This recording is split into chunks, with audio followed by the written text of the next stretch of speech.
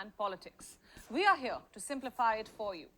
My name is Priyanka Sharma and this is Gravitas Plus. For more than 1,000 years across Christian Europe, Jews have been persecuted for their alleged role in the crucifixion of Jesus Christ, the God and the prophet of Christianity. They were consigned to ghettos. In many European empires and countries, they were banned from owning property and faced discriminatory laws. They were economically marginalized and socially outcast. By the late 19th century, a lingering aspiration for a Jewish homeland in which a persecuted people could find security and safety began to grow into an effective political movement. The Jewish leaders identified their old habitat with their holy city of Jerusalem as the epicenter, as the new promised land. The stretch of land located between Lebanon, Syria, Transjordan, and Egypt. This was once home to the kingdom of ancient Israel and the kingdom of Judah. It was a land from which they had been often driven out and often returned. Their history includes the memory of Jewish people enslaved by the pharaohs of Egypt and their return under the leadership of Moses. Jews were first driven out from the kingdom of Israel around 732 BC by the Neo-Assyrian Empire. Then from the kingdom of Judah during the Babylonian captivity in 597 BC. The Roman Empire was their next overlord. In 66 CE, the Judean population rebelled against the Roman Empire, a brave uprising that was crushed with unsentimental ferocity by the Romans, culminating in the destruction of Jerusalem in 70 CE. In 132 CE, there was the Bar Kokhba revolt. Simon Bar Kokhba was a Jewish military leader. Under him, the Jews of Judea rebelled against the Roman Empire. The fighting went on for 4 years, at the end of which the Jews were forbidden access to Jerusalem. The Romans renamed the region Syria Palestina. The Jewish people spread across a wide diaspora, unable to find their center of political gravity. The rise of Arab empires brought the region under the rule of Damascus and Baghdad. For a while, Christian crusaders conquered Jerusalem under the Arabs. Under Saladin, restored their own rule. I want to tell you a story. I used to believe that Jesus was... In 1516, the Ottoman Turks occupied Palestine. During this long period, the land was peopled by those described logically as Palestinians, most of whom had become Muslim, but not all. There were strong Christian populations in Palestine. Cut to the late 19th century, the presence of Palestinians did not diminish the dream of a Jewish state. The Zionist movement was launched. Jews began lobbying Western powers to facilitate a mass emigration of Jews to Palestine. The Russian Empire was the largest home for the Jewish diaspora. In 1905, after the failure of the first Russian Revolution against the Tsars, many Jews from Eastern Europe and Russia began moving to Palestine. Then, under Ottoman rule, the settlers used Hebrew as their spoken language. The Ottomans, defeated by the British-French-Italian alliance in the First World War, collapsed in 1918. The region was occupied by Britain and France under a secret wartime arrangement devised by two officials, Sykes and Picot, in 1916. Britain took over Palestine. Britain owed a debt to Jewish leaders who had helped during the First World War, particularly in finance. In 1917, then British Foreign Secretary Arthur Balfour wrote to Lionel Walter Rothschild. He was one of the most prominent leaders of the British Jewish community, in which he promised the establishment in Palestine of a national home for the Jewish people. It is also said that the British government will facilitate the achievement of this object. This became known as the Balfour Declaration. The French had their own reasons for facilitating the creation of a Jewish homeland. In 1799, Napoleon had issued a proclamation. He offered Palestine as a homeland for Jews under France's protection. Napoleon wanted Jewish help in his invasion of Egypt. The Jewish state did not materialize under France. The British-French agreement on a potential Jewish homeland remained a promise between the two world wars of the 20th century. But the idea kept gathering momentum. The Muslim and Christian Arabs, who obviously would be displaced from a territory that they had inhabited for centuries, opposed the Balfour Declaration. The British could not totally ignore them, for they had helped the British against the Ottomans in the First World War as well. So the British limited Jewish immigration, trying to appease both sides. By the 1930s, Arabs and Jewish settlers had begun fighting openly in Palestine.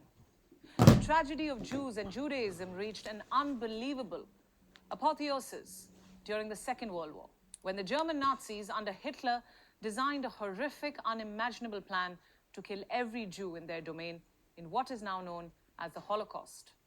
Jews were sent to concentration camps where they were enslaved, starved, and gassed to death. It was beyond belief that human beings could sink to such depraved barbarism. At the end of the Second World War, the urge to create a homeland for Jews acquired a moral momentum when Jewish settlers discovered that the British were still reluctant to leave from Jerusalem. They attacked the British soldiers and authorities. The matter went to the newly created United Nations. In 1947, the year India got independence, the UN voted to partition Palestine.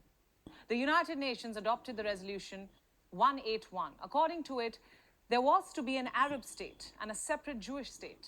Palestinians rejected the resolution.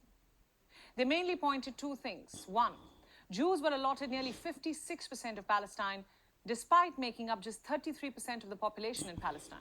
Two, Jews were being allocated the fertile coastal region. Until then, Jews owned 6% of the Palestinian land. This UN map changed the reality. Soon, Jews began occupying the land designated to them. The Palestinians fought, but without much success. By May 1948, Jews were in control of all of the land promised to them, also some Arab territories. On the 14th of May 1948, Israel became a country. It was the first Jewish state in 2,000 years. At its helm was Prime Minister David Ben-Gurion. Tel Aviv's airport is now named after him. Palestinians lament the creation of Israel as a Nakba, or catastrophe, that resulted in their dispossession. This was the start of endless fighting.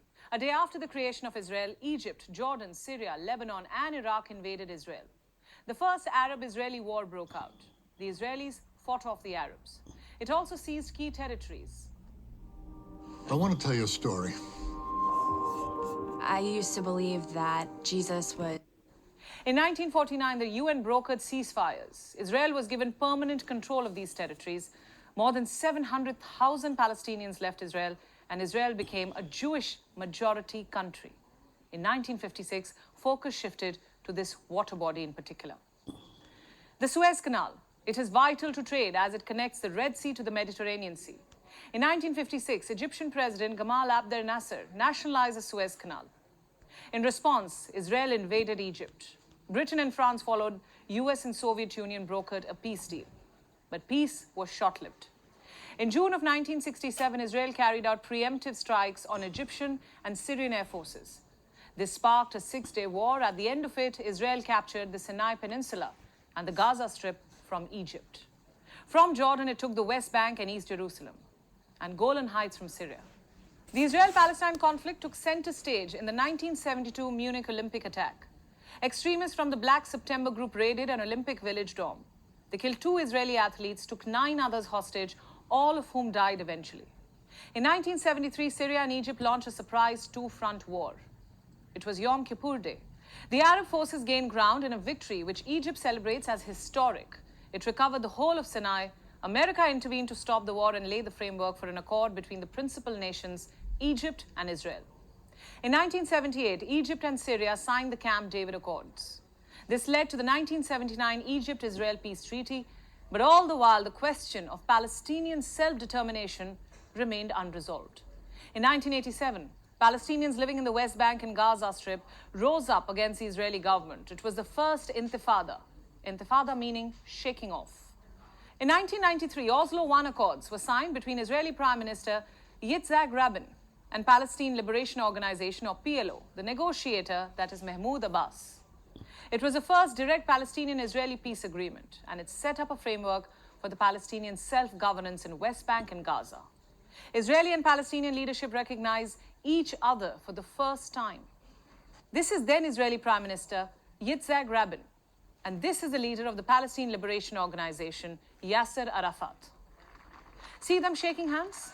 This handshake got them the Nobel Peace Prize, but peace still evaded the region. In 1995, the Oslo II Accords were signed. It mandated Israeli withdrawal from 6 cities and 450 towns in West Bank. Israel withdrew its troops from Gaza in 2005. Cut to present. The West Bank and the Gaza Strip constitute the state of Palestine. West Bank is home to 3 million Palestinians and more than 500,000 Jews. Israel administrators the West Bank except East Jerusalem. The Palestinian National Authority governs the Palestinian pockets. This is Gaza. It is a narrow 25-mile stretch of land. It is home to over 2 million Palestinians. The Gaza Strip is one of the world's most densely populated regions. It is under Israeli blockade since 2007. Gaza is under the control of Hamas. The group was founded in 1987. It won the election in 2006.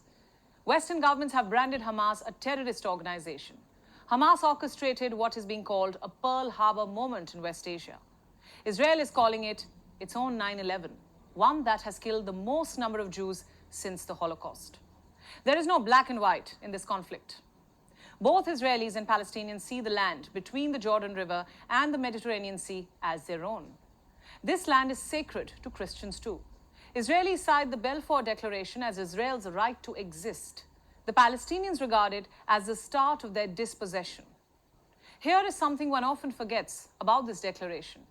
It also mentioned that it was quote-unquote clearly understood that nothing shall be done which may prejudice the civil and religious rights of existing non-Jewish communities in Palestine.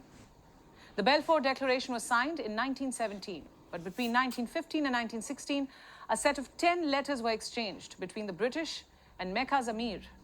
These letters, known as the McMahon-Hussein Correspondence, speak about the idea of an independent Arab state. Is this conflict a British legacy?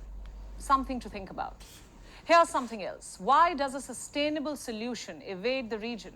Despite years of diplomacy, issues remain. Number one, the two-state solution. Hamas rejects it. Israel says a Palestinian state must be demilitarized. Number two, Jerusalem. Palestinians want